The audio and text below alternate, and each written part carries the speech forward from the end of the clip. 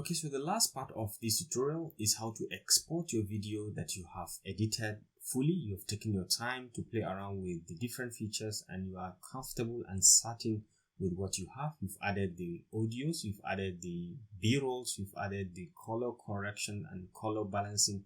You've checked out on the background music and you've done some cuttings here and there of the unneeded portions, and you've added some very basic transitions across. You're now certain and comfortable with what you have and you want to export the video for further use into other platforms, for uploading into YouTube or for sharing it with your followers or thereabout. You can always come up to the top right over here and you can see export and share. Okay, so you can just click on export and share.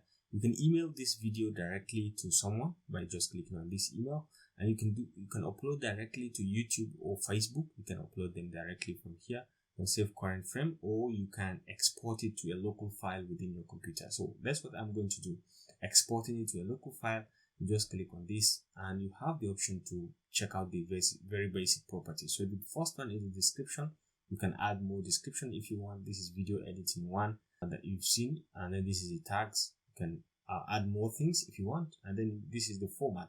Usually video and audio is good, but if you want to go for audio only, it's going to export audio only. And then the resolution is 1080p. You can go as far as 4K if you want, but depending on how good or how strong is your computer, you can go as far as 4K.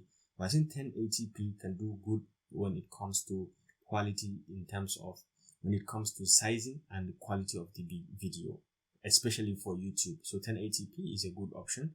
And then last one is the compress process. You can make it faster, which is going to be less in size, or you can make it better quality, which is going to be higher in size. So the choice is yours. If you want better quality and you have some storage that you want to use, you can go for better quality because it's usually higher in size. But for me, at this point, I usually go with the faster one because it doesn't waste time. And then you have the quality as well.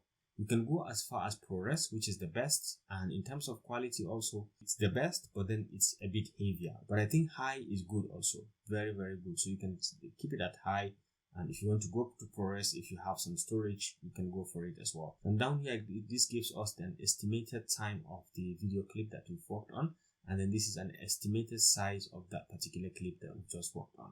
So after setting everything correctly, the location, the description or the name, the resolution, the format, and the quality and the compressing format, you can just come all the way and say next to this, and it's going to pop into for you to save it as. You can give it another name if you want at this point, or you can define the exact location you want it to save. So for example, in my own case, I would like it to go straight to this folder, iMovie, and save it here.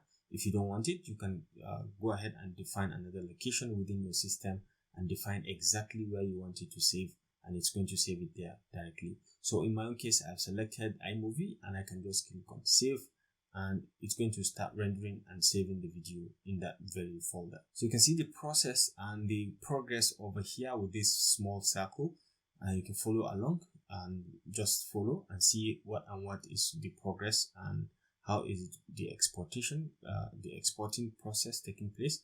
You can see the progress over here. And once it finishes the export, you can try to play the video on different platforms, maybe within your phone, within the computer, using your earpiece so that you can hear the sound and check out the quality of the video very nicely. So it may take some seconds for it to finish the exporting. So once it finishes the exporting process, you can just try to play the video as I've explained. Okay, so this brings us to the end of this tutorial, generally on how to use iMovie for Mac to edit your video, because I didn't see iMovie on any of the other operating system. It's basically for Mac. So I believe you have learned something through this process, this small tutorial on how to use iMovie. If you do, please remember to share this video with your friends, and don't forget to always hit the subscribe and notification buttons to stay connected to this channel for more videos like this. So thank you very much for watching and for being with me up to this point. And if you have any issue or any challenge, you can feel free and go ahead to share with me some of your key challenges, and I'm going to address it for you directly. So thank you, and see you in my next tutorial.